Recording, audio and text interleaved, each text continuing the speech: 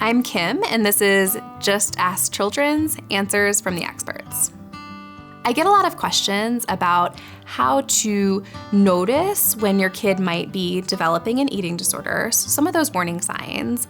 And then I also get a lot of questions about how to help your child develop a more positive relationship with their body and with food. I'm going to talk about that today.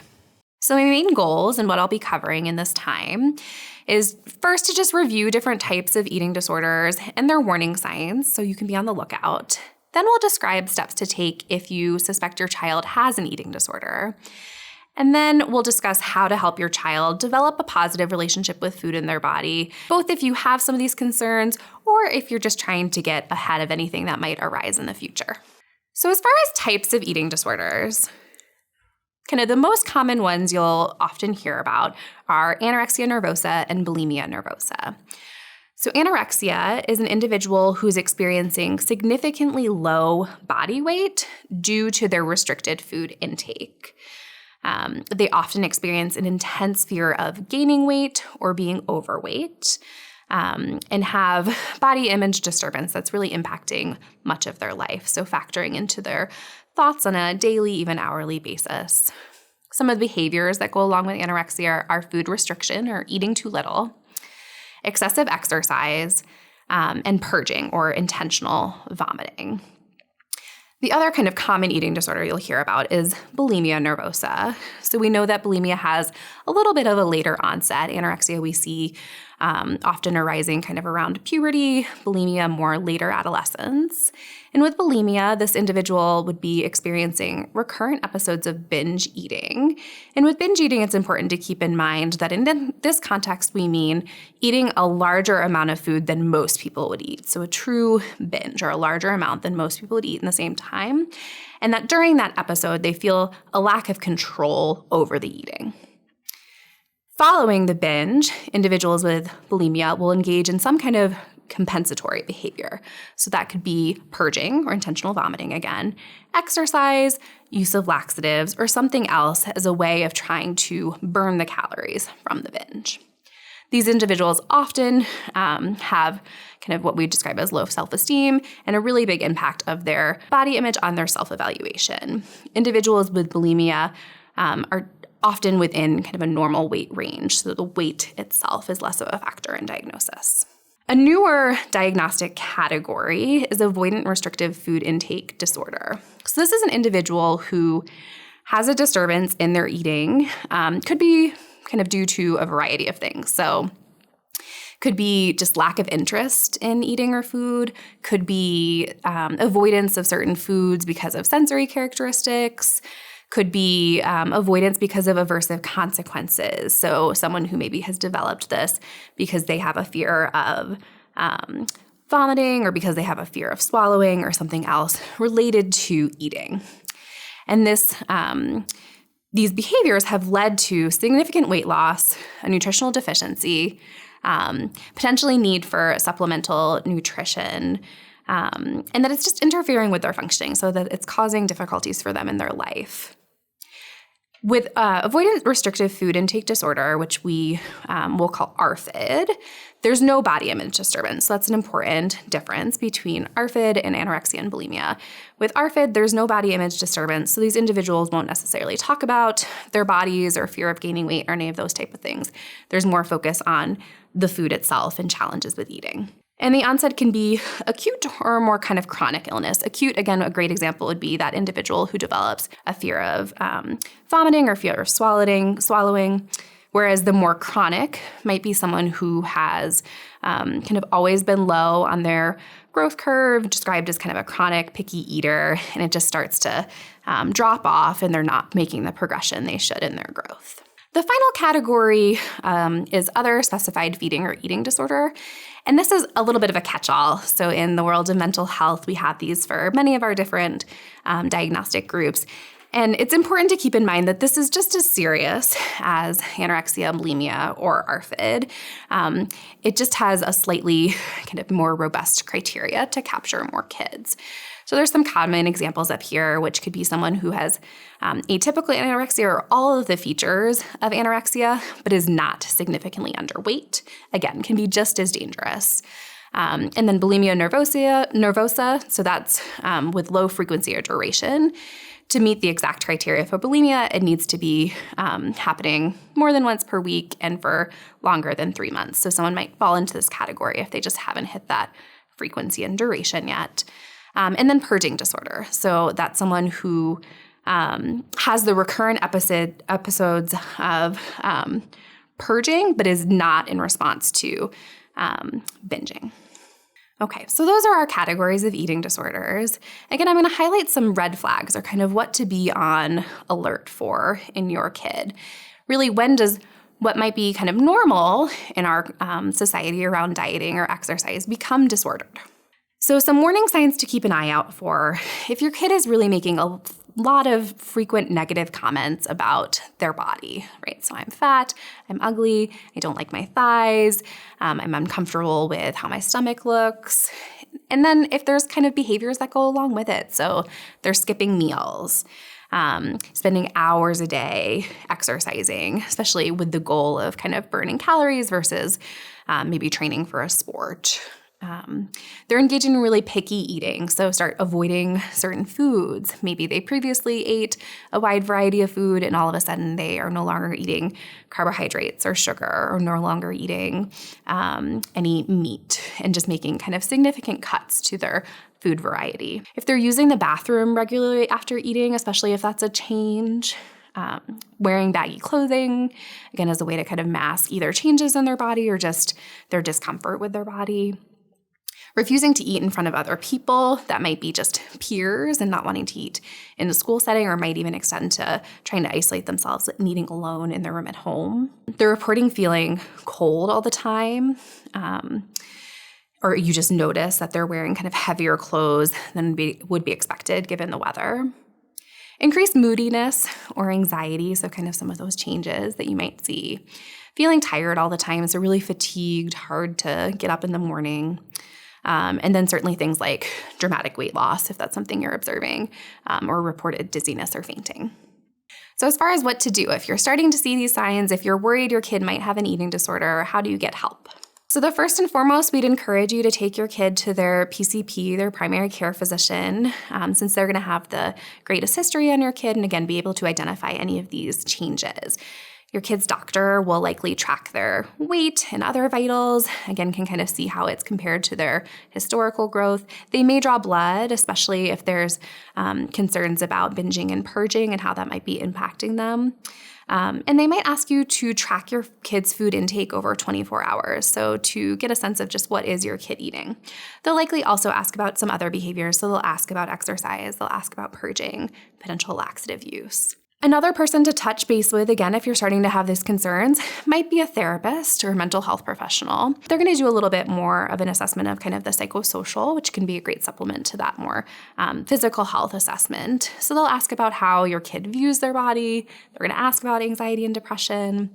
They'll ask about their relationships. In eating disorders, we often see that relationships will be impacted where they're not as close with peers anymore, or there's been more tension, kind of conflict in the household. And then they'll really get parents' perspective too, right? So what are you seeing? What changes are you noticing? Is your kid more withdrawn? Are you noticing some of these odd behaviors around food and exercise? So I'm going to highlight some of the services we offer at Children's. And this is if, again, you've gone to your PCP, you've maybe touched base with a therapist, and they're concerned your kid is meeting criteria for an eating disorder and needs some more specialty care. At Children's, there's a few areas they might receive services. So there's medical stabilization on our inpatient medical floor. And this would be really if they're experiencing significant medical complications. With the goal being there to stabilize and then connect them to kind of next steps for care, which could look like follow-up with specialty medical care in our adolescent medicine clinic, or might be connecting individuals with the eating disorders program. So our eating disorders program is a partial hospitalization program, meaning that kids come during the day, 7 days a week, but do sleep at home with their families. Our average length of admission is 5 to 8 weeks, so really an intensive program with a multidisciplinary team, so including psychiatrists, psychologists, behavioral health clinicians, dietitians, nurses, behavioral health specialists, and adolescent medicine physicians. So really, again, comprehensive care with the goal of getting families on the right track to combat this eating disorder. We're a family-based treatment approach, so caregivers are really a critical component of all of the care we provide. What I mean by family-based approach, to just get into a little bit more detail of what you would expect in a program like ours, is this idea that we really focus on parents being the main agents of change. So with eating disorders, we know that often adolescents are resistant to treatment. They don't want to come in. They don't either acknowledge that they have an issue at all, or they're not ready to make those changes. And so parents are the ones who are going to have to fight this for them for a period of time. And so we really focus on parental empowerment and giving you the skills you need to manage this at home. We take an agnostic view to the cause of the disorder. And what this means is that we are not looking at exploring things that have gone on in the family or specific events that would explain the onset of the eating disorder. We know that eating disorders are really complex, and there's rarely one identifiable cause. So we're really looking at taking kind of a neutral stance and not trying to assign blame for the onset of this disorder. Part of this is also that we'll work with you on externalizing the illness from your kiddo. And what that means is that we really see the eating disorder as separate from the child and not within their control. This isn't an active choice they made. This is an illness that is happening to them, and they can't choose to stop these behaviors. This can really help with reducing parental criticism. So again, this idea that it's not your kid's fault, it's not a choice they're making to just not eat. There's much more going on than that. In family-based approach, the therapist is a consultant to the team, right? So working with the family to guide recovery without giving specific instructions on exactly what to do. The idea being that parents are the experts on their kids, and the therapist is the expert consultant on the eating disorder, and that combination is going to benefit kids the most. And then really taking a pragmatic approach. So our program is all about working with families to interrupt these different eating disorder behaviors like restriction and exercise, and to establish weight gain or weight stabilization quickly. So that's, again, kind of the main focus. We will certainly assess for different comorbidities, whether it be anxiety, depression, things like that. But our main focus is going to be around working with the family to interrupt the eating disorder. I think it's important to highlight, too, that our program is particularly kind of well-suited for addressing younger kiddos with eating disorders as well. So something unique about the program at Children's is we'll see kids as young as 8, and we'll work with them in this setting to really, again, try to keep kids in the least restrictive setting possible. So getting them this care in day treatment where they're sleeping at home with parents at night versus requiring kind of residential care if the illness was to progress. So I'm going to shift a little bit to kids who potentially have some kind of disordered eating patterns, or you're just concerned, how am I teaching my kid about how to interact with food in their body, but not necessarily, again, at the level where they need expert eating disorder treatment, more just how can I be proactive in helping my kid develop a better relationship with food in their body, knowing all of the negative kind of discourse out there in society. So first and foremost, right, your kid interacts with you the most, and how you talk about food in your body is going to have a really big impact on how they start to talk about food in their bodies. So some phrases to avoid that I'll highlight, right, that again kind of are normative in our society but can be really impactful on kids are things like, I shouldn't eat this, or I've been eating lots of bad food lately. You need to finish all of your homework to earn this ice cream. Sugar is bad for you. I'm going to have this donut because it's my cheat day. Or kind of even more explicit things like, I'm going to go on another diet. I need to lose weight. I can't wear this because I'm too fat. So all of those comments, again, just thinking of how that sits with your kid and how they might start mimicking that type of thinking in themselves. What can you say instead?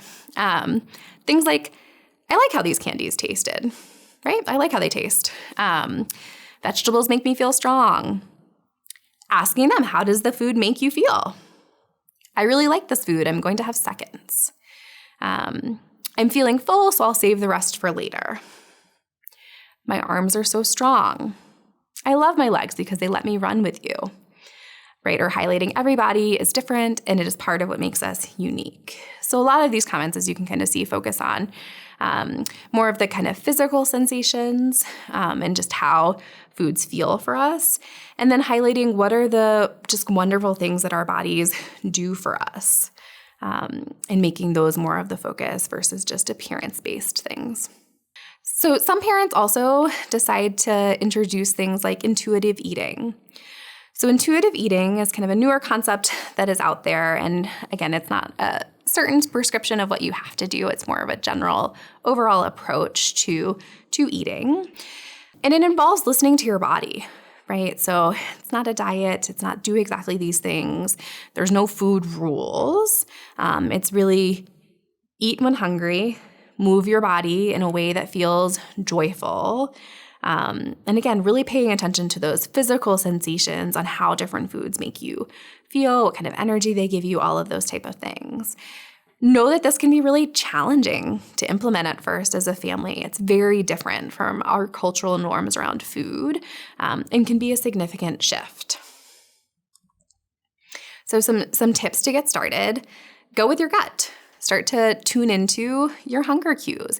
Notice when you're hungry, notice when you're full. Making meals a habit can be really important. So if you're a family that has a tendency to skip breakfast or otherwise have a kind of random eating schedule, making it more of a habit and taking that time can be really helpful for regulating your appetite cues. Avoiding distracted eating, right? So can everyone put their phones aside, take a break, and sit down to eat and really focus on, again, how the food tastes and how your body feels as you're eating it. Embracing balance. So this idea that foods are not good or bad, right? Kind of, it's not that the apple is a good food and the donut is a bad food. More of the food is food, and it's all about finding a great balance. You can get your kids involved in cooking meals, teaching them about different ingredients, and again, kind of that sense of accomplishment and satisfaction they'll feel eating something that they prepared can be really helpful, especially with picky eaters. We can find that to be a helpful intervention. And then while you're eating, focusing on all of your senses. How is this food? And enjoying the sense of community. So, right, that the food is often a shared experience with family, with friends. So that's kind of the how to improve your interactions with food. As far as your interactions with your body and kind of your self-image, it can be really helpful to start modeling a stance of body neutrality. And so I highlight that specifically versus body positivity. Body neutrality is, again, this idea that you don't necessarily have to feel positive and amazing about everything about your body, right? It's okay to feel neutral or even indifferent about aspects of your body. The biggest thing is not assigning kind of negative judgment and encouraging the focus to shift to other aspects of your person. So, right, talking about personality, talents, friendships, all of the things outside of just our physical appearance that make us who we are. Encouraging your kid to engage in self-care. So one great thing can be to have your kid, when they can, right? This can be really, really challenging, especially for our teenagers, but to kind of reflect on how social media accounts make them feel. And if there are ones that tend to lead to really negative thoughts about their body and about themselves, encouraging them to try to unfollow those accounts and maybe intentionally seeking out more positive accounts.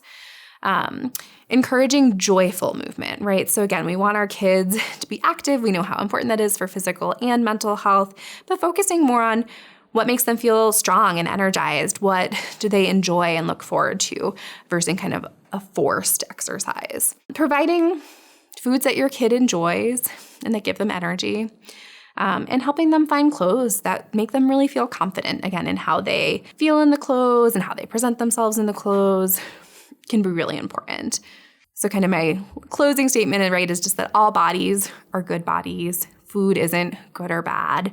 And as parents, modeling that idea of kind of no judgment around all of those things can be incredibly impactful.